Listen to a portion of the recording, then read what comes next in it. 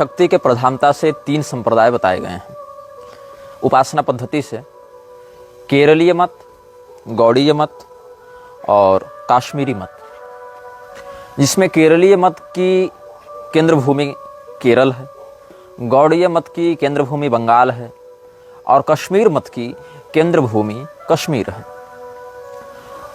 केरलीय, बंगीय और काश्मीरी तीनों केंद्र भूमियों में वृक्षों का बहुत अधिक प्रभाव वर्तमान समय में देखने को मिल रहा है। हमारे पास गौड़ीय परंपरा के बंग भूमि से एक साधक का ईमेल प्राप्त हुआ था और उस ईमेल में दिए गए फ़ोन नंबर के माध्यम से हमने संवाद स्थापित किया और उन्होंने कहा कि उनकी गुरु परंपरा में 1975 में म्लेच्छराज के द्वारा भेजी गई एक शक्ति ने आक्रमण किया था और उस समय उनके गुरु ने उस शक्ति का सामना भी किया था। आप इस बात को ध्यान में रखें कि केरल, बंगाल और कश्मीर में म्लेच्छों का जो बाहुल्य है, वहाँ जो हिंसात्मक गतिविधियां हैं वो उस समय से अधिक बढ़ी जब 20वीं शताब्दी का अंतिम चरण प्रारंभ हो गया था। और 20वीं शताब्दी के अंतिम चरण में देखते देखते उन हिंदू बहुल क्षेत्रों में भी म्लेच्छों का आधिपत्य विशेष करके हो गया। क्रूरता अपनी बहुत ही निर्मम स्वरूप में प्रस्तुत हुई, जिसकी लोग परिकल्पना नहीं कर सकते थे, जिसको पारिस्थितिक रूप से सत्ताधारी राजनेताओं का भी समर्थन प्राप्त हुआ। अब भारत की जो प्रस्तावना है संविधान में, उसके अंतिम पंक्तियों पर आप यह गौर करेंगे कि लिखा हुआ है, हम अपनी आत्मा अर्पित करते हैं। इस संविधान की भावना को, इस संविधान के जो नियमावली हैं, इस संविधान को अंगीकृत, अधिनियमित और आत्मार्पित करते हैं। भारतीय परिप्रेक्ष्य में समस्त जनता की ओर से यह उद्घोष कर देना कि हम किसी विशेष बात को स्वीकार करते हैं और अपने अंदर स्थापित करते हैं, ये एक बहुत बड़ा उद्घोष है और साथ ही साथ उतना खतरनाक भी है। शिंजो आबे का एक निर्णय उसकी जनता के लिए चाहे जैसा भी रहा हो, किंतु उसके व्यक्तिगत जीवन के अंत का कारण बना। वर्ल्ड इकोनॉमिक फोरम, जो कि एक वैश्विक सत्ता है म्लेच्छराज के अधीनस्थ, वो सत्ता जिस प्रकार का निर्णय ले रही है उसके स्पष्ट विरोध में जाना शिंजो आबे के ऊपर हमला करवाता है। और वस्तुतः शिंजो आबे को मारने की योजना थी नहीं, उसके ऊपर हमला करके उसको किसी प्रकार से विकलांग करके, छीणकाय दिखाकर उसको एक ऐसी स्थिति में तड़पाने की योजना थी जिससे उसके समान विचारधारा वाले लोग आतंकित होकर भविष्य में फिर इस प्रकार का निर्णय लेने से पहले 10 बार सोचें। लेकिन कई बार हमले उस प्रकार से एग्जीक्यूट नहीं किए जाते हैं, उनको क्रियान्वित नहीं किया जाता है जिस प्रकार से योजना में बातें होती हैं, और अंततः शिंजो आबे अस्पताल में मृत्यु को प्राप्त हुए। जो हम आपको संप्रदाय त्रय की बात बता रहे थे, इस पृथ्वी के तीर्थ भी 3 क्रांताओं में बटे हुए हैं, अश्वक्रांता, रथक्रांता और विष्णुक्रांता। जिस शक्ति संगम तंत्र के अंतर्गत निग्रहागम और उससे संबंधित निग्रह संप्रदाय का संकेत प्राप्त होता है, वह रथक्रांता श्रेणी का ग्रंथ है। और इन तीनों क्रांताओं की केंद्र भूमि केरल, बंगाल और कश्मीर है। तो उस साधक से संवाद करने के मध्य एक चर्चा हुई, जो उन्होंने कहा कि बंगाल में जब पाल वंश और सेन वंश के मध्य सत्ता का परिवर्तन हो रहा था, पाल अवसान की ओर थे, सेन अभ्युदय की ओर थे, तो उसी के मध्य पाल वंशीय राजा बौद्धों के प्रभाव में बहुत अधिक थे और बौद्धों ने उनके उत्कर्ष को सुनिश्चित करने के लिए नकारात्मक पैशाचिक शक्तियों को वज्रयानी साधना के माध्यम से आहूत किया, उनका आह्वान किया। जब वो शक्ति आई, उन्होंने उसको नियंत्रित करने का प्रयास किया तो असफल रहे। बुलाया तो उन्होंने अवश्य, किंतु वह शक्ति उनके नियंत्रण से बाहर चली गई। तो मुझे कॉल करने वाले व्यक्ति का यह भाव था कि उन्होंने मुझसे प्रश्न किया कि क्या आप आश्वस्त हैं कि म्लेच्छराज का अस्तित्व 1200 या 12वीं शताब्दी से पहले भी था? जैसा कि आपको स्मरण होगा, मैंने आपको पहले भी इस अनुभाग के पहले एपिसोड में, जिसको एपिसोड 1 नहीं, एपिसोड इन्फिनिटी हमने नाम दिया था, मतलब पहले से भी पहला एपिसोड जो था, एपिसोड नंबर 1 से जो पहला था, तो उस एपिसोड में हमने यह कहा था कि म्लेच्छराज यद्यपि बहुत पुराना तत्व है, बहुत पुराना पिशाच है, किंतु इसने अपनी शक्तियों को विशेष करके पिछले 800 वर्षों से प्रभावी रखा है। इस रूप में ये 800 वर्षों से अधिक प्रभावी है। उससे पहले वो थोड़ी बहुत हस्तक्षेप करता रहा, थोड़ा बहुत उठापटक करता रहा, और लेकिन उतना व्यापक वो प्रभाव नहीं दिखा पाया, क्योंकि उसको मानवीय सभ्यता के चेतना को अपने नियंत्रण में लेने में समय लग रहा था। क्योंकि भाई जिस प्रकार की तकनीक रहेगी, जिस प्रकार का विकास होगा, उसी प्रकार से तो आगे नरसंहार या आगे योजनाएं बढ़ेंगी। तो वहां तक पहुंचाने के लिए तो उसको पहले तैयार करना पड़ेगा, मदद उसको करनी पड़ेगी मानवीय सभ्यताओं की, और अपने गुलामों को उतना विकसित करना पड़ेगा ताकि वो उसका काम करें। अभी जैसे परमाणु बम इत्यादि हैं, एक बम कहीं फोड़ दे तो पूरा का पूरा राज्य उड़ जावे, लेकिन आज से 1000 साल पहले तो ये उसके पास संसाधन नहीं था। तो वहां पर जो अभियान चल रहे थे, उस अभियान को एग्जीक्यूट करने वाले लोग, क्रियान्वयन करने वाले लोग जिस प्रकार के संसाधन से युक्त थे, उस प्रकार का संसाधन तैयार करने के लिए उसको समय लगा। इसीलिए अपना स्थान बदल बदल कर, केंद्रों को बदल बदल कर अपनी शक्तियों को वह बढ़ाता रहा। तो मृच्छराज अपनी ज्योति को अलग अलग लोगों के अंदर प्रभावी रूप से स्थापित कर सके, इसमें समय लगा। बहुत से लोग यह कह रहे थे कि सनातन धर्म की योग संहिताओं में और हठयोग प्रतिपिका इत्यादि में भी, या शिव पुराण आदि में भी हृदयस्थ या ललाटस्थ ज्योति का ध्यान करने का अनुशासन है। तो देखो भाई, ज्योति और उसका ध्यान बंदूक है।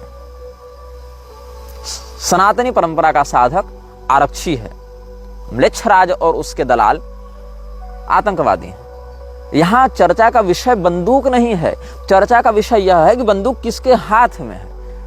हमने आपको गीता के 16वें अध्याय से क्या बताया? हमारे दर्शकों की मानसिक स्थिति इतने निम्न स्तर पर है कि उनको एक एक विषय खोल खोल कर समझाना पड़ता है, छोटे बच्चे के समान। यक्षे दास्यामि मोदिश्च इत ज्ञान विमोहिता। आसुरी संपदा के लोग भी तो यह कहते हैं कि हम यज्ञ करेंगे, दान करेंगे, सुखपूर्वक जीवन बिताएंगे। निकुंभिला देवी का यज्ञ मेघनाद नहीं कर रहा था, तो राम जी ने वानरों को भेजकर उसके यज्ञ का विध्वंस क्यों करवाया? और वही श्री रामचंद्र जी पहले विश्वामित्र जी के यज्ञ की रक्षा कर चुके थे। तो यज्ञ महत्वपूर्ण नहीं है, देवता की आराधना महत्वपूर्ण नहीं है, महत्वपूर्ण है कि कौन सा व्यक्ति किस विधान से वो कार्य कर रहा है। विश्वामित्र जी लोक कल्याण के लिए वह यज्ञ करके देवताओं का आयोजन कर रहे हैं, कि मेघनाद विश्व के विनाश के लिए, अधर्म के प्रोत्साहन के लिए उस यज्ञ को देवताओं के साथ जोड़ रहा है। तो अगर अधर्म को प्रोत्साहित करने के लिए यज्ञ किया जाएगा, तो श्री रामचंद्र जी वानर सेना को भेजकर यज्ञ विध्वंस करते हैं, और लोक कल्याण वाले विश्वामित्र जी के यज्ञ की स्वयं जाकर रक्षा करते हैं। तो उद्देश्य देखना पड़ता है। तो यहाँ पर महत्व बंदूक का नहीं, महत्व शस्त्र का नहीं, शस्त्र को धारण करने वाले व्यक्तित्व का है।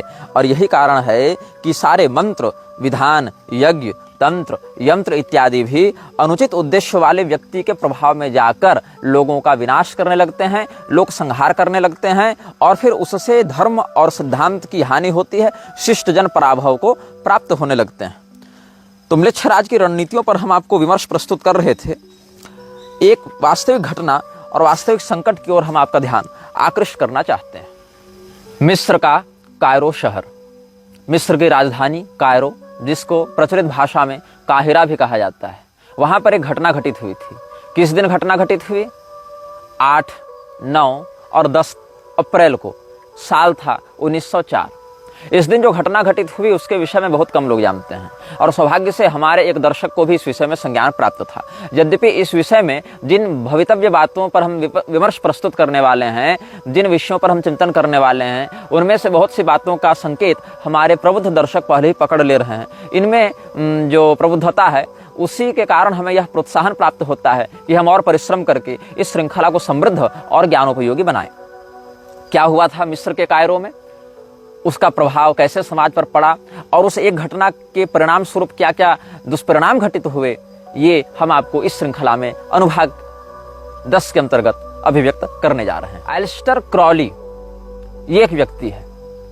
इस व्यक्ति को बहुत प्रसिद्ध नहीं माना गया, क्योंकि इस व्यक्ति ने अपनी गोपनीयता को बढ़ाने में अधिक ध्यान दिया। यद्यपि कुछ कुछ स्थानों पर इसके संकेत प्राप्त होते हैं, और इस विषय में बहुत अधिक सामग्री उपलब्ध नहीं होती है, और इसका कारण क्या है ये आपको आगे स्पष्ट हो जाएगा। तो एलिस्टर क्रॉली नाम का एक व्यक्ति स्वयं को 666 इस निकनेम से बताता था, 666।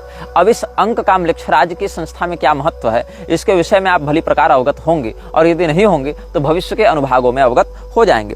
तो एलिस्टर क्रॉली नाम का एक व्यक्ति मिस्र के कायरो में बैठा हुआ है। तारीख है 8 अप्रैल 1904, और समय है ठीक दोपहर के 12 बजे। एक व्यक्ति इसके पास आता है, कुछ बताता है, कुछ सिखाता है। वह व्यक्ति बड़ा सम्मोहक था, बड़ा आकर्षक था। उसका स्वभाव कैसा था ये पता नहीं चलता है, लेकिन उसने स्वयं का परिचय मंत्री के रूप में दिया। किसका मंत्री? हूरपारक्रात। हूरपारक्रात क्या है? उस व्यक्ति ने अपना परिचय दिया एक मंत्री के रूप में। मंत्री तो राजा का होता है, तो ये राजा कौन है? राजा का नाम था हूरपारक्रात। हूरपारक्रात म्लेच्छ भाषा का एक शब्द है जिसका अनुवाद अगर आप अंग्रेजी में करें तो होता है लॉर्ड ऑफ साइलेंस। हिंदी में कहें या उर्दू में कहें खामोशी का बादशाह या मौन राजा।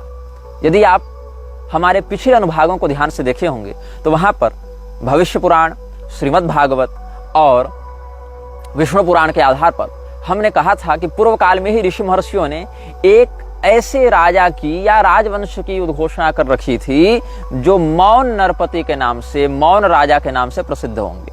और यहाँ पर जो व्यक्ति आता है उसने अपना परिचय किस रूप में दिया? मैं मंत्री हूं खामोशी के बादशाह का, मैं वजीर हूं खामोशी के बादशाह का, मैं मंत्री हूं मौन नरपति का, हूरपारक्रात का। और ये घटना कहां हो रही है? मिस्र के कायरो में, ठीक दोपहर के 12 बजे। तारीख है 8 अप्रैल 1904। बोलने वाला स्वयं को मौन नरपति का मंत्री बता रहा है और सुनने वाला कौन है? Aleister Crowley. उसने अपना निक नेम रखा है 666, जो कि म्लेच्छ राज के संगठन में एक महत्वपूर्ण संकेत माना जाता है। अब जो लॉर्ड ऑफ साइलेंस है उसके भेजे गए मिनिस्टर ने जो बातें कही वो 3 दिनों तक कही। ये नहीं कि एक दिन आया 1 घंटे में चला गया, वो अगले दिन फिर आया, उसी जगह पर आया। उसने 9 तारीख को भी अपना उपदेश दिया, फिर वो अगले दिन और आया, उसने 10 तारीख को भी अपना उपदेश दिया।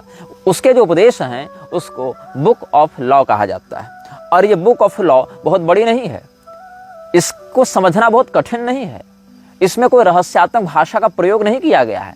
सीधी बात है, जो करना है सो बताया गया है। पहले दिन के उपदेश में 66 बिंदुओं का उपदेश किया गया। आप यदि थोड़े से भी शोधार्थी प्रवृत्ति के होंगे तो आपको ध्यान होगा कि म्लेच्छ राज की एक प्रधान संस्था इल्यूमिनाती में भी ठीक 66 नियम ही होते हैं। There are prominently 66 laws working in Illuminati. इसके बाद दूसरे दिन इसने 79 उपदेश दिए, 79। और इसके बाद तीसरे दिन इसने 75 उपदेश दिए। तीनों की सम्मिलित संख्या हो गई 220। 220 बिंदुओं में इसने अपने राजा का संदेश सुनाया। और आपको एक विषय में और बताऊं, इस उपदेश के ठीक 123 महीने के बाद ऑस्ट्रिया के उत्तराधिकारी की हत्या कर दी गई और ऑस्ट्रिया ने सर्बिया पर हमला किया, जिसमें आधिकारिक रूप से प्रथम विश्व युद्ध की घोषणा की गई। ठीक 123 महीने के बाद, जस्ट आफ्टर 123 मंथ्स। और उस विश्व युद्ध से क्या परिणाम प्राप्त हुए? उस विश्व युद्ध में लगभग 44 लाख लोग मरे। कम संख्या नहीं होती।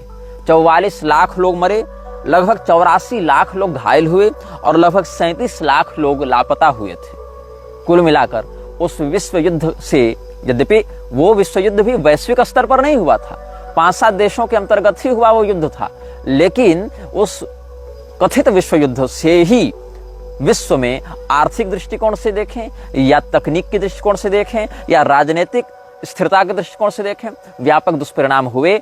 और इस प्रकार से हम समझते हैं कि लगभग 1.5 करोड़ लोग प्रत्यक्ष रूप से और 5 करोड़ लोग अप्रत्यक्ष रूप से प्रभावित हुए।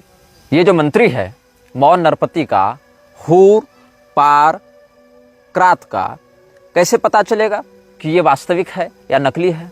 कैसे पता चलेगा कि ये वास्तविक अथॉरिटी है? तो ये जो वक्तव्य दिया गया है इस मंत्री के द्वारा, इस मंत्री का नाम था ऐवास। इसने अपना परिचय दिया मंत्री ऐवास के रूप में।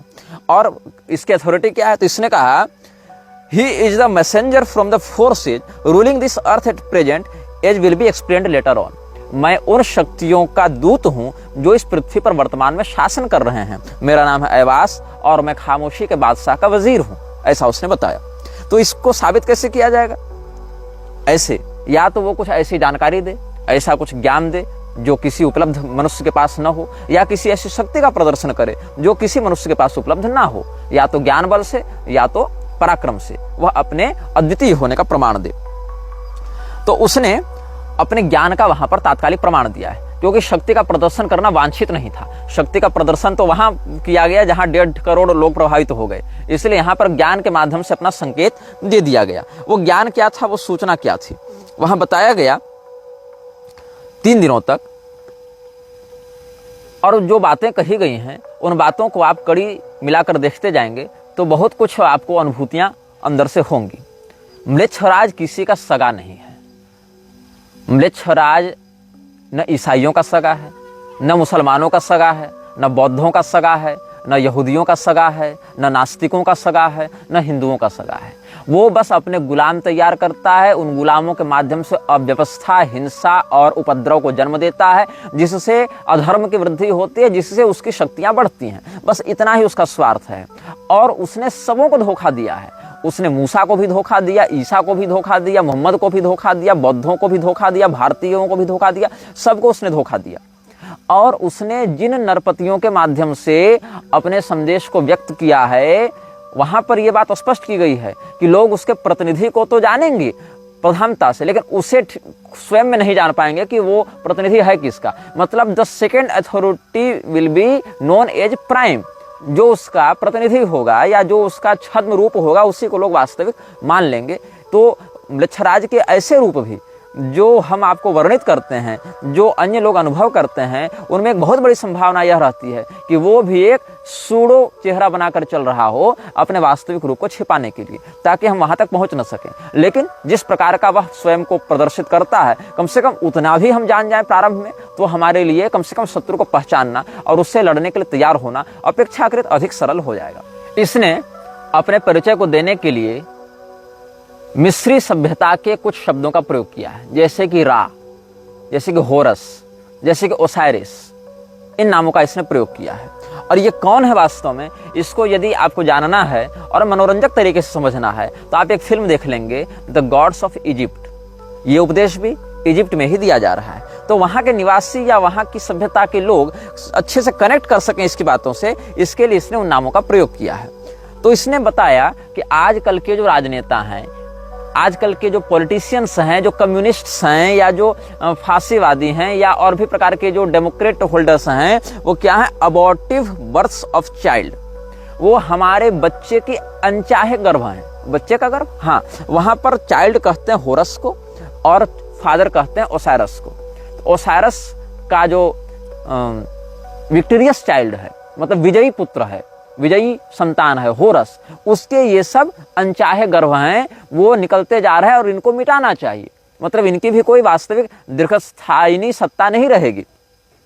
These are abortive births of child. और चाइल्ड कौन है, होरस। होरस किसका चाइल्ड है, ओसाइरस का चाइल्ड है। और इन शब्दों को आप ठीक से समझ सकें, इसके लिए आप गॉड्स ऑफ इजिप्ट देख सकते हैं, यदि आप थोड़े सरलता से जल्दी समझना चाहते हैं। और अगर आप गहरा अध्ययन करना चाहते हैं तो मिस्री सभ्यता में जिस प्रकार के देवताओं की आराधना होती थी, उसको समझने के लिए आप मेरी एक पुस्तक पढ़ सकते हैं, a brief history of immortals of non Hindu civilisations.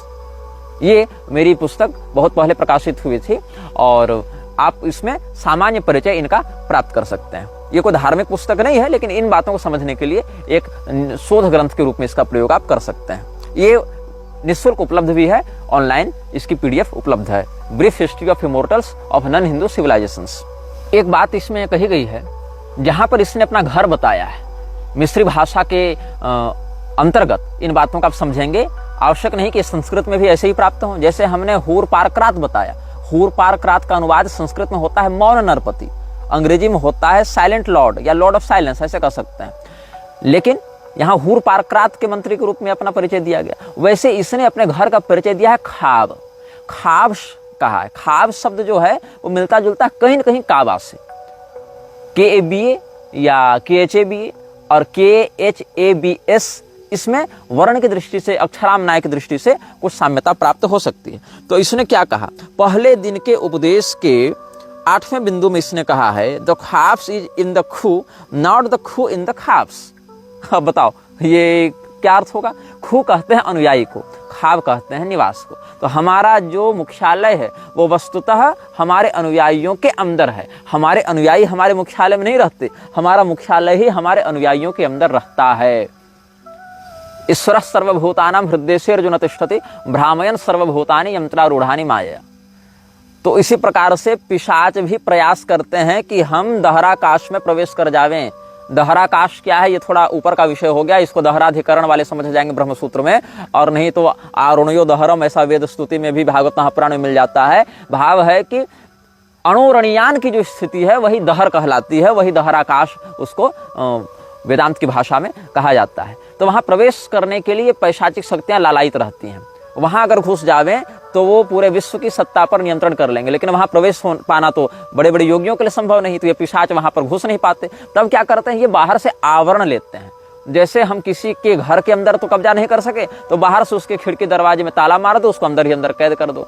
तो अविद्या की वह गांठ, अविद्या का वह आवरण इतना दृढ़ हो जाए कि जीव को अंतस्थित ब्रह्म का बोध ही न हो सके, और मध्य में एक आवरण कर दे माया के माध्यम से। ये माया जो आवृत करती है वो कौन है? यदि आपको कलिपुरुष के पूर्वजों का अनुभव होगा जो हमने वर्णन किया था, तो उससे 2 पीढ़ी पहले माया की उत्पत्ति हुई थी, जहां से क्रोध, हिंसा इत्यादि उत्पन्न हुए हैं। वहां से फिर कलिपुरुष और दुरुक्ति इत्यादि का उद्भव हुआ है। ये सब आपको पिछले अनुभागों में प्राप्त हो जाएंगे। तो वही माया का प्रयोग करके ये कलिपुरुष इन पैशाचिक शक्तियों को लोगों के हृदय में स्थापित करने का कार्य करता है।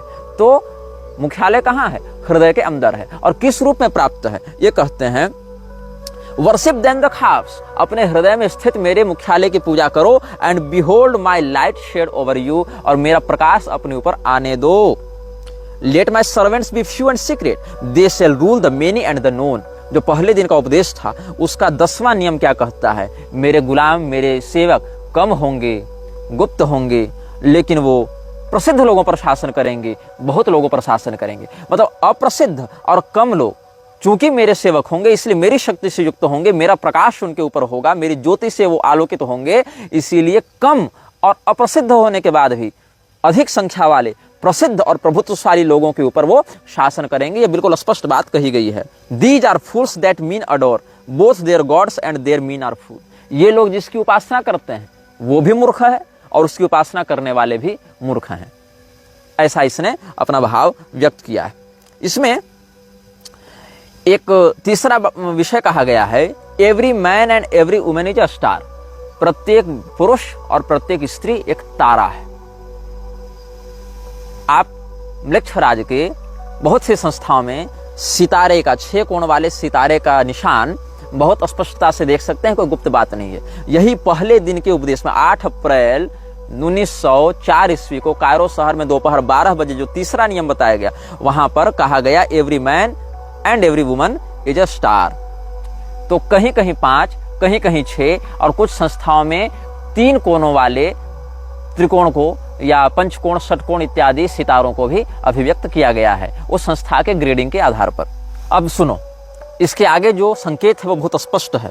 56वां नियम यह कहता है, ध्यान से सुनना, expect him not from the east nor from the west, for from no expected house comes that child.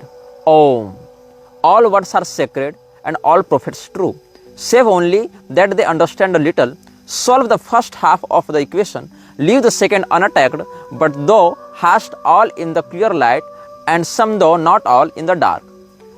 हमारे राजा के आगमन की जो प्रतीक्षा है वो पूर्व से मत करो, पश्चिम से भी मत करो। मतलब पूर्णतया जो पूर्वी देश हैं वहां से भी वह नहीं आएगा, और पूर्णतया जो पश्चिमी देश है वहां से भी वह नहीं आएगा, वो मध्य से आएगा। और मध्य में कहां से आएगा इसका संकेत हम आपको इन्फिनिटी एपिसोड में कर चुके हैं। हम आपको पहले ही बता चुके हैं कि किस प्रकार के सभ्यताओं के क्षेत्र से वह आएगा, और आपको नक्शों से भी हम इस बात को समझा चुके हैं, और उस बात का स्पष्ट संकेत यहाँ पर प्राप्त होता है। Expect him not from the east nor from the west, और उसमें भी किसी एक घर से वो आएगा ऐसी बात नहीं है। For from not no expected house comes that child. हर शब्द पवित्र है और हर पैगंबर सच्चा है। ओम, ऐसा उसने कहा, AUM ऐसा लिखने के बाद कहा है। All words are sacred and all prophets true. लेकिन इस बात को ध्यान में रखना कि ये जितने भी लोग हैं वो आधी बात ही बताते हैं, पूरी बात नहीं बताते हैं। इन सब में कॉमन क्या है? ये सब मेरी ज्योति से आलोकित है। चाहे ईसा आवा, चाहे मूसा आवा, चाहे पैगंबर आवा, चाहे कोई आवा, ये सब मेरी ज्योति से आलोकित हैं, किंतु आधी बात ही जानते हैं, आधी बात ही बता सकते हैं। ये पूर्वार्ध तो बताते हैं, लेकिन उसका उत्तरार्ध जो है, जो उसका दूसरा पहलू है, उसको ये छूते भी नहीं। ये इसने स्पष्ट किया है। Come all you and learn the secret that hath not yet been revealed. मेरे पास आओ और उस रहस्य को जानो जो आज तक प्रकाशित नहीं किया गया। I Hadit am the complement of Nu my bride, I am not extended and Khabs is the name of my house. ये सब उसने परिचय दिया अपना। और यह कहा yet she shall be known and I never, उसके विषय में लोग जानेंगे, मेरी शक्ति के विषय में लोग जानेंगे, जिसको नू कहा गया है, यहाँ पर मिस्री भाषा में नू कहा गया है। मेरी शक्ति के विषय में लोग जानेंगे लेकिन मुझे नहीं जानेंगे। एक संकेत और भी समझ सकते हैं कि म्लेच्छराज के प्रभाव को लोग समझ पाते हैं कि हाँ कुछ तो है गड़बड़, कुछ तो ऐसा है जो खटक रहा है मन में, लेकिन वो कहाँ से आ रहा है वो नहीं समझ पाते। तो ये she shall be known and I never. और देखो, आई am the flame that Burns in every heart of man and in the core of every star, I am life and the giver of life, yet therefore is the knowledge of me the knowledge of death. मैं ही जिंदगी हूं, मैं ही जिंदगी देने वाला हूं, इसीलिए मेरे विषय में जो जानता है वही मौत के विषय में जानता है। मैं ही वह ज्वाला हूं जो प्रत्येक मनुष्य के हृदय में जल रही है, मैं ही वह ज्वाला हूं जो हर एक सितारे के अंदर जल रही है। 15वां बिंदु यह कहता है कि मैं परफेक्ट हूं, मुझ में कोई दोष नहीं या मुझ में कोई कमी नहीं। For I am perfect being not and my number is 9 by the fools, but with the just I am 8 and 1 in 8, which is vital, for I am none indeed. The empress and the king are not for me, for there is a further secret. एक रहस्य की यहाँ चर्चा और करता है जिसको समझना बड़ा कठिन है। उसका ये कहना है कि जो लोग मेरे विषय में जानना चाहते हैं या बताते हैं वो अक्सर मेरा संकेत 9 की संख्या से करते हैं, लेकिन मैं 9 की संख्या में नहीं हूँ। मेरा वास्तविक स्थान 8 में से 1 का है। अब ये 9 और क्या है और 8 में से 1 क्या है, ये व्यापक चिंतन का विषय है, क्योंकि यहाँ पर भी इसको there is a further secret ऐसा कहा गया है। 18वां बिंदु यह कहता है these are dead, these fellows they feel not. जो समाज के लोग हैं वो मर चुके हैं, मुर्दा हैं। ये सब जो गुलाम है वो मेरा अनुभव नहीं कर सकते। We are not for the poor and sad, the lords of the earth are our kinsfolk. जो इस पृथ्वी पर शासन करते हुए दिखते हैं, जैसे कि बड़े बड़े प्रधानमंत्री, राष्ट्रपति, जनरल और डिक्टेटर्स, ये सब कौन हैं? ये सब हमारे ही सगे संबंधी हैं, हमारे ही भाई बंधु हैं। हम गरीब और उदास लोगों के लिए यहाँ पर नहीं हैं, हम प्रसन्न और धनी, धनाढ्य, प्रभुत्वशाली लोगों के लिए यहाँ पर उपस्थित हैं। ऐसा संदेश वाहक ने अपने स्वामी का संदेश व्यक्त किया है। आगे के बिंदुओं पर आप ध्यान दें। We have nothing with the outcast and the unfit, let them die in their misery. जो लोग जाति से बहिष्कृत हैं, जो लोग कमजोर हैं, जाति से बहिष्कृत मतलब आउटकास्ट यहाँ पर भारतीय जाति व्यवस्था के रूप में लागू नहीं होगा। आउटकास्ट, हाफ कास्ट, ये सब शब्दों को समझने के लिए आप पश्चिम के परिप्रेक्ष्य में जो कास्टिज्म है उसको समझेंगे तो आपको यह पता चलेगा कि जो लोग गरीब होते थे, दबे कुचले होते थे, गुलाम होते थे, उनको जाति से निकाला जाता था। भारत में ऐसा नहीं था। भारत में जघन्य कृत्य करने वाले को ब्राह्मण होने के बाद भी समाज से निकाल दिया जाता था, लेकिन वहाँ ऐसा नहीं। वहाँ जो धनाढ़ नहीं है वो आउटकास्ट हो जाता था, आउटलॉ हो जाता था। तो ये क्या कह रहा है कि जो लोग धनाढ़ नहीं और जो गरीब हैं उनको उनकी भूखमरी में मरने दो, क्योंकि उनको कुछ भी महसूस नहीं हो रहा है। ये ताकतवर लोगों का नियम है। This is our law and the joy of the world. यही विश्व की खुशी है कि उन लोगों को तकलीफ में रहने दो, उन लोगों को मरने दो। Think not O king upon that lie that you thou must die. दो का यू हो जाता है फिर यहाँ पर। इसने अपना परिचय दिया। कौन है ये? आई एम अलोन, मैं अकेला हूं। There is no god where I am. जहां मैं रहता हूं वहाँ ईश्वर नहीं रहता। यहाँ गॉड शब्द जो कि अंग्रेजी में, मिस्री भाषा को फिर अंग्रेजी में ट्रांसलेट किया गया है, इसीलिए इसमें गॉड का प्रयोग किया गया है। तो there is no god where I am, जहाँ मैं हूँ वहाँ ईश्वर नहीं है। अब देखिए, ब्रह्म सत्ता का तो कण कण में वास है। ब्रह्म सत्ता से इतर तो ब्रह्मांड में कुछ है नहीं। जब नाम ही ब्रह्मांड है तो ब्रह्म सत्ता से इतर क्या होगा उसमें? तो कहीं पर अगर यह कहा जाए कि यहाँ ईश्वर का वास नहीं है तो वहाँ तात्पर्य है वहाँ पर पवित्रता का, दिव्य संपदा का, सत्व गुण का अभाव है, ऐसा कहा जाएगा। बाकी ईश्वर का वास तो विष्ठा में भी है, ईश्वर का वास तो मलमूत्र में भी है। तो मलमूत्र को हम पूजा रूम में जाकर रख तो नहीं देते ये कहकर कि यहाँ ईश्वर का वास है। व्यवहार्य दृष्टि से कहाँ पर ईश्वर है, कहाँ नहीं है, ऐसा समझना चाहिए। जहाँ पर धर्म का, पवित्रता का, सत्वनिष्ठा का वास है वहाँ पर यह समझना चाहिए कि जहाँ पर मैं हूँ वहाँ पर ये सब नहीं रहते हैं। मैं अकेला हूँ। और मैं कौन हूं? I am the snake that gives knowledge and delight and bright glory and stir the hearts of man with drunkenness. मैं नशे से लोगों के दिल को भर देता हूं। मैं वह सांप हूं जो तुमको ज्ञान देता है। और इसका आप एक समन्वय आदम और हव्वा के प्रकरण से कर सकते हैं, जहां ज्ञान का फल खाने के लिए शैतान ने सांप को उदाहरण करके उनको उकसाया था। तो यहाँ पर यह बात कहीं ना कहीं मिल रही है। इस घटना का यहाँ से सामंजस्य देखने को मिल रहा है। You are against the people O my chosen. मैंने तुमको चुना है और तुम अब मेरे हो गए, इसलिए तुमको बाकी लोगों के विरुद्ध होना पड़ेगा। I am the secret serpent coiled about the spring, in my coiling there is joy. There is great danger in me, for who do not understand these runes shall make a great miss. मैं स्वयं में एक बहुत बड़ा खतरा हूं। I am not in danger, I am the danger, यही कहना चाह रहा है। There is great danger in me, for who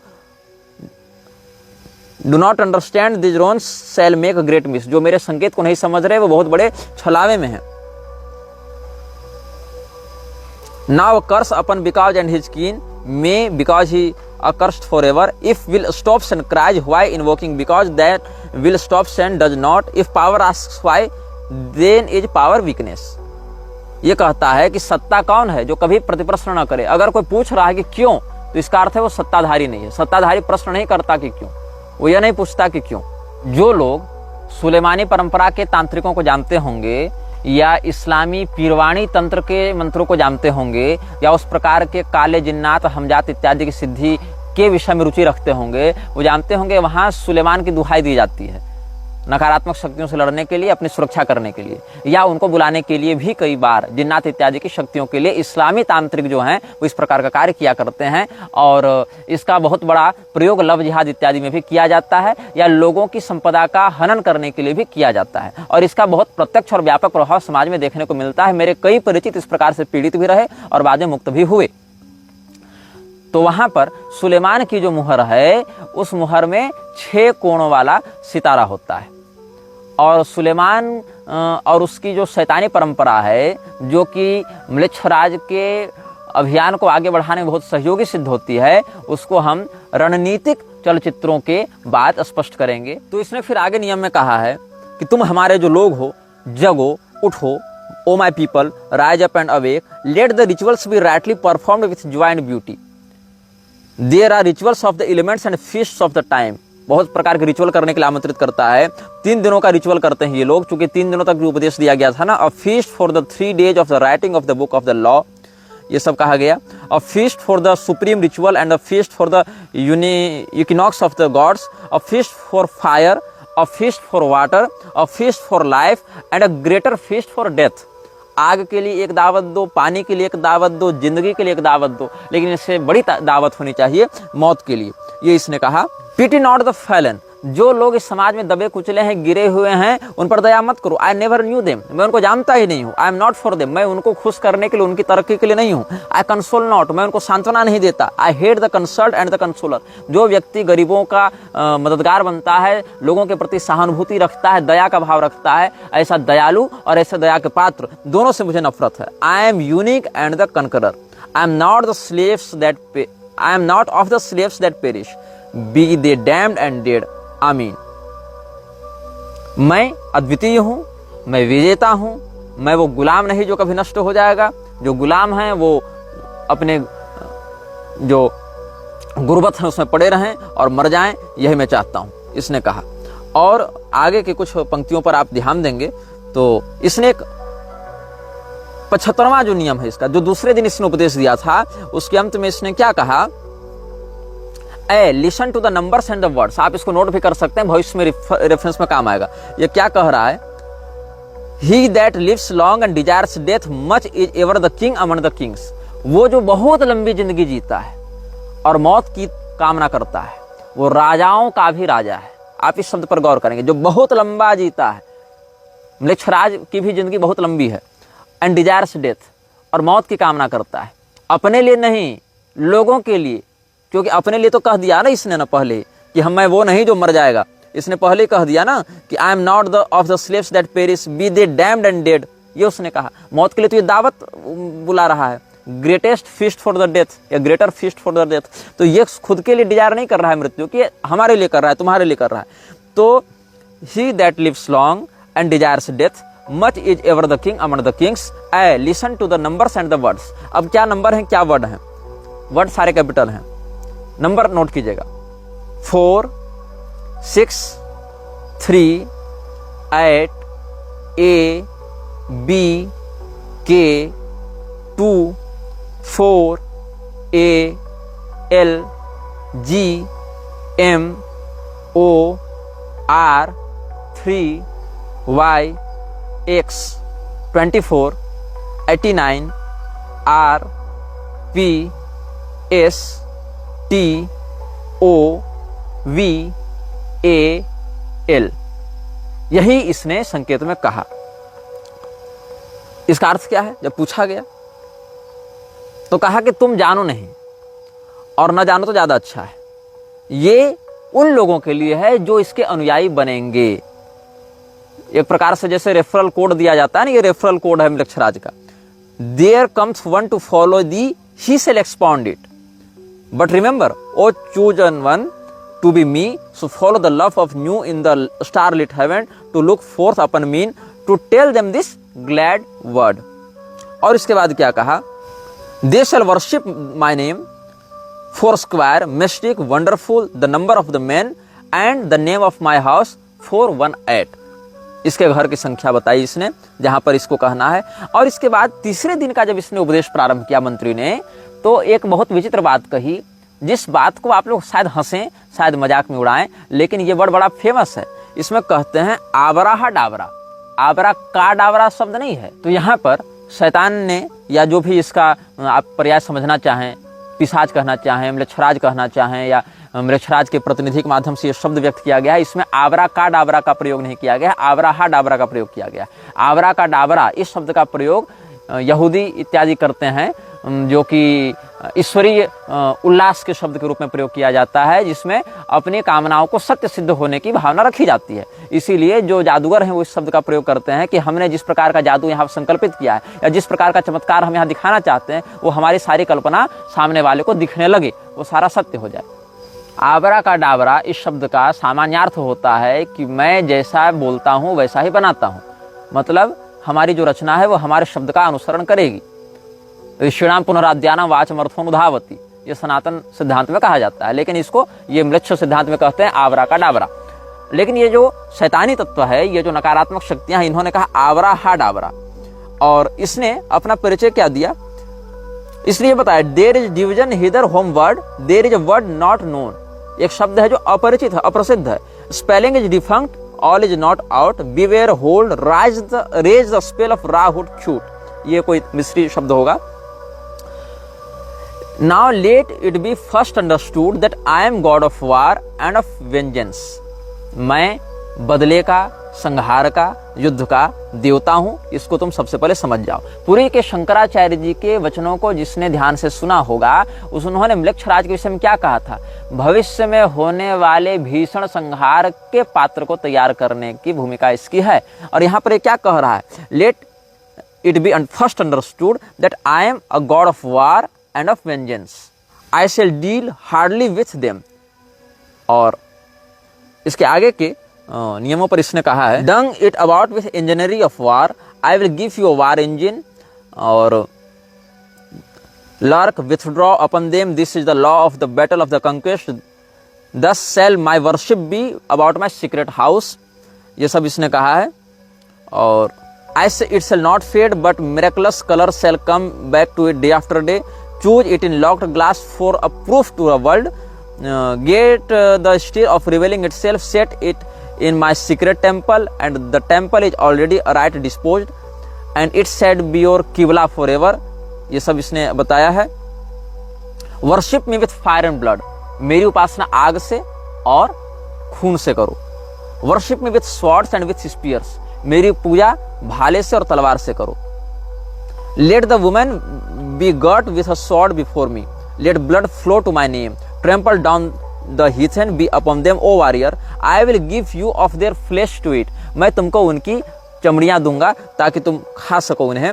और sacrifice cattle, little and big after a child. एक बच्चे की बलि देने के बाद एक पशु की बलि देना, ऐसा इसने अपनी पूजा की पद्धति में ऐसा कहा है। Sacrifice cattle, little and big after a child, but not now. लेकिन अभी मत देना। You shall see that hour, O blessed beast, and you the scarlet concubine of his desire. आगे फिर इसने इसी प्रकार से कुछ कुछ बातें कही हैं। और किसी से डरना मत, क्योंकि तुम मेरे अनुयायी होगे तो तुम्हें किसी से भय करने की आवश्यकता नहीं। न किसी मनुष्य से डरना, न किसी प्रारब्ध से डरना, न किसी देवता से डरना, न किसी पैसे से डरना, न लोगों की उपहास से डरना। मैं तुम्हारी ताकत हूँ, मैं तुम्हारी भुजाओं की शक्ति हूँ। Fear not at all, fear neither men nor fates nor gods nor anything. Money fear not, nor laughter of the folly, nor any other power in heaven or upon the earth and under the earth. ऊपर की जो स्वर्ग की जो सत्ताएं हैं या पृथ्वी की जो सत्ताएं हैं या उससे नीचे पाताल की जो सत्ताएं हैं, किसी से मत डरना. nor any power in the heaven or upon the earth or under the earth. Nu is your refuge, as Hadith your light, and I am the strength, force, vigor of your arms. Mercy let be off. Damn them who pity, kill and torture, spare not be upon them. उनको मारो, उनको तड़पाओ, दया को अपने दिल से निकाल कर फेंको. इस प्रकार से इसने एक बहुत महत्वपूर्ण निर्देश दिया है जिस पर अगर आपका ध्यान हो. Setup my image in the east. पूर्वी सभ्यताओं में मेरी छवि स्थापित करो.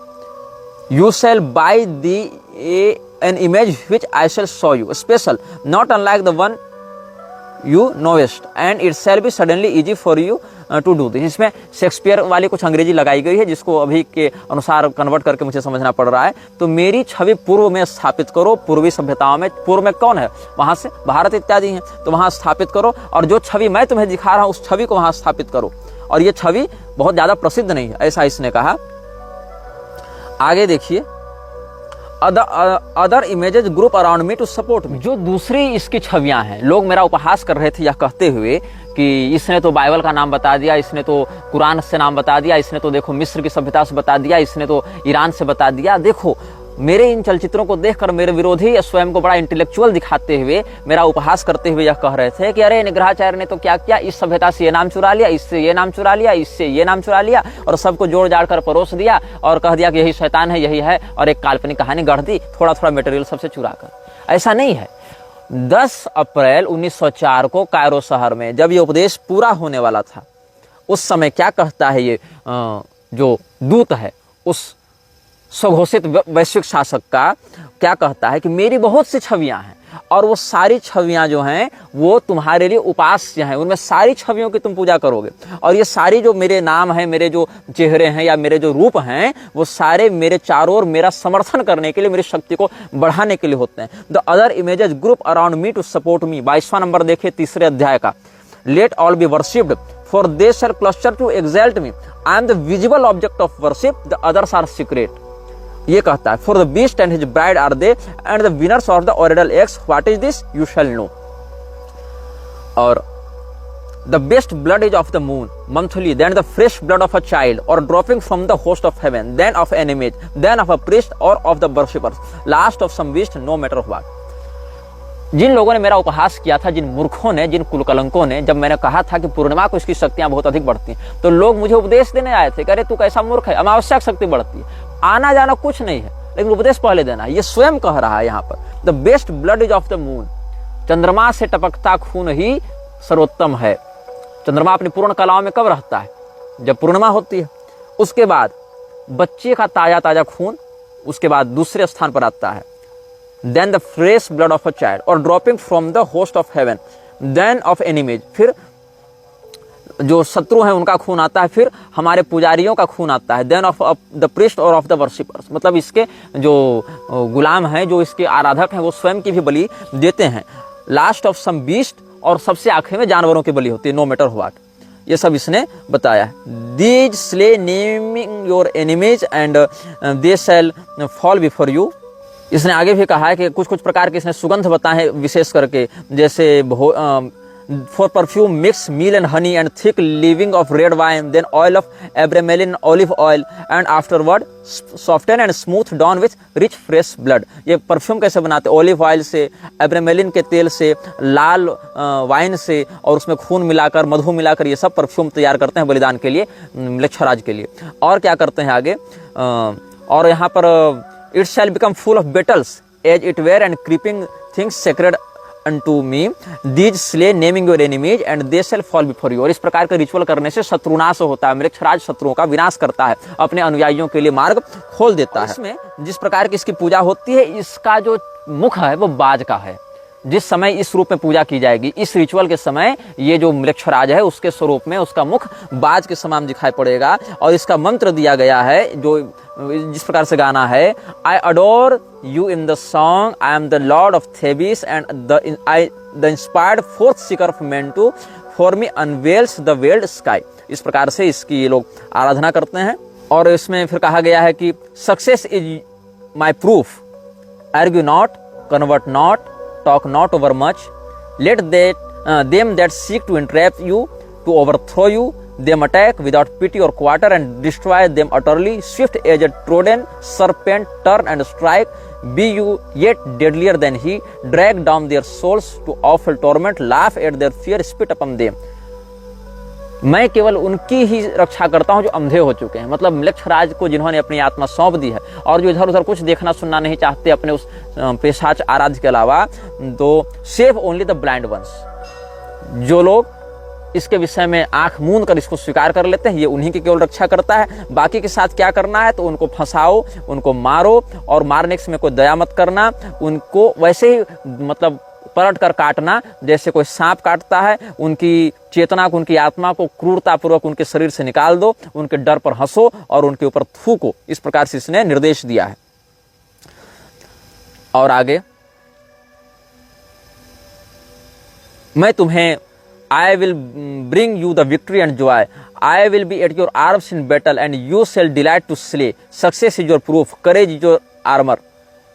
I am the warrior lord of the forties. The edges cover before me and are abashed. इस प्रकार से इसने कहा है। और कहा है कि इस जो नियमावली है इसको हर भाषा में अनुवाद किया जाए, लेकिन जो तुम हो वो इसको मूल भाषा में ही रखोगे। जो पैशाचिक भाषा हम तुमको बता रहे हैं उसी में बताओगे और कहोगे अंत में आवराहा डाबरा। आवराहा डाबरा एक जो पंक्ति है उसका यह भी अर्थ बताया जाता है कि हम अपने लक्ष्य के प्रति अटल रहें, हमें अपने लक्ष्य से कोई भटकाए नहीं।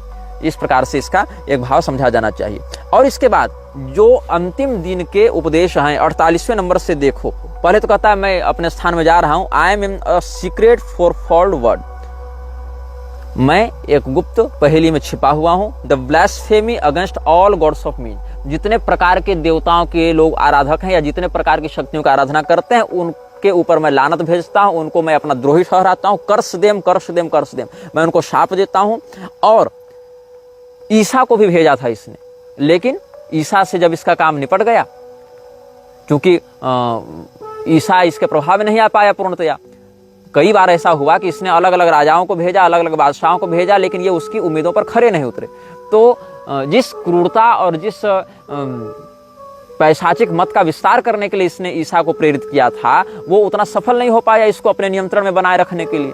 तो उस समय क्या हुआ, जब ईसा टंगा हुआ था सूली पर, उस समय ये क्या कहता है, with my hawk's head I peck at the eyes of Jesus as he hangs upon the cross. जब वो क्रॉस पे लटका था तो मैंने अपने बाज की जो मेरी मुखाकृति है उसके चोंच से मैंने उसकी आंखों पर वार किया था। I flap my wings in the face of Mohammed and blind him. Mohammed को भी इसने भेजा, और जब मोहम्मद से इसका काम पूरा हो गया तब अपने पंखों को फटकार कर इसने उसे अंधा कर दिया। ऐसा ये कहता है 52वें बिंदु में, I flap my wings in the face of Mohammed and blind him. और उसके बाद जो भारतीय लोग हैं, जो बौद्धिस्ट लोग हैं, जो मंगोल हैं, उन सबों की चमड़ियों को मैं अपने पंजों से खींच कर निकाल लेता हूं। With my claws I tear out the flesh of the Indian and the Buddhist Mongol and Din. मतलब ये सगा किसी का नहीं है, ये केवल उपद्रव, अव्यवस्था और आतंक को बढ़ाने के लिए किसी एक को भेजता है, किसी को मरवाता है, फिर उसको मारता है, जिसको भेजा उसको भी मारता है, उसको कुछ समय के लिए शोहरत, दौलत और प्रसिद्धि दे देता है, फिर उसको भी ये नष्ट कर देता है। तो सबको इसने, जीसस को, मोहम्मद को, भारतीयों को, मंगोलों को, बौद्धों को, सबको इसने मूर्ख बनाया, सबको इसने अपना गुलाम बनाया, अपना दूत बनाया, जिसमें जैसी योग्यता थी उसको वैसा दिया, और अंत में उसका फिर विनाश करने के लिए तैयार हो गया। इसीलिए कहता है, but the keen and the proud, the royal and the lofty, we are brothers, as brothers fight we, there is no law beyond, do what you will. तुम्हारी इच्छा से बढ़कर कोई नियम नहीं है, जो तुम्हारी इच्छा है वही तुम्हारा नियम है। और इसी बात को आजकल लागू किया जा रहा है कि माई चॉइस, अपनी चॉइस हो तो हम चाहे जो खाएं, जहां रमण करें, जहां करें। तो प्राइवेसी और चॉइस को ही यहाँ 60वें नियम में संकेत किया गया है। There is no law beyond, do what you will. इसके बाद इसने अंत में कहा, I am the hawk headed lord of silence and of strength, my nemesis shrouds the night blue sky, Hail, ye twin warriors about the pillars of the world, for your time is nigh at hand। और इसने कहा कि मेरा जो दायां हाथ है उसमें शक्ति का एक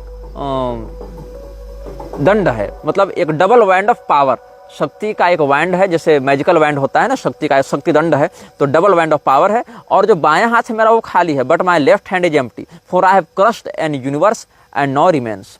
क्योंकि मैं इस पूरे विश्व को दबाकर नष्ट कर देना चाहता हूं, और उसी के लिए मेरा यह कार्य है। The ending of the words is the word abrahadabra, और उसके अंत में लिखता है ओम हा। ओम हा, ओंकार के आगे विसर्ग इसने लगाया है।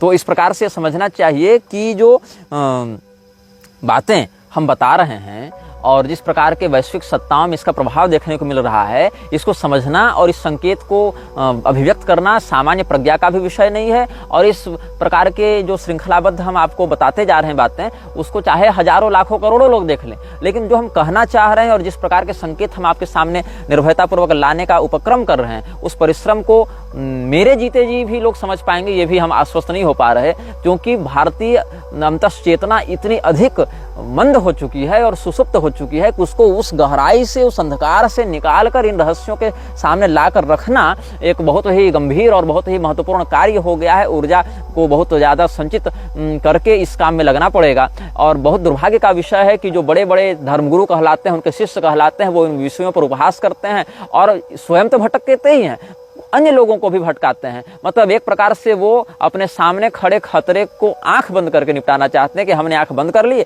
तो खतरा हमारे ऊपर से टल गया। 8, 9, 10 तारीख अप्रैल महीने की कायरो शहर में दोपहर 12 से 1 बजे तक 3 दिनों तक ये उपदेश दिया गया था, और इस उपदेश को बुक ऑफ लॉ में लिखा गया है।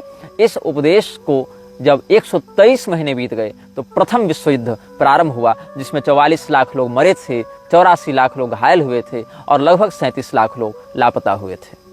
यह वीडियो जल्द ही हटा दिया जा सकता है। कृपया थर्ड पार्टी ऐप्स का उपयोग करके डाउनलोड करें। आप इस वीडियो को अपने चैनल पर फिर से अपलोड भी कर सकते हैं।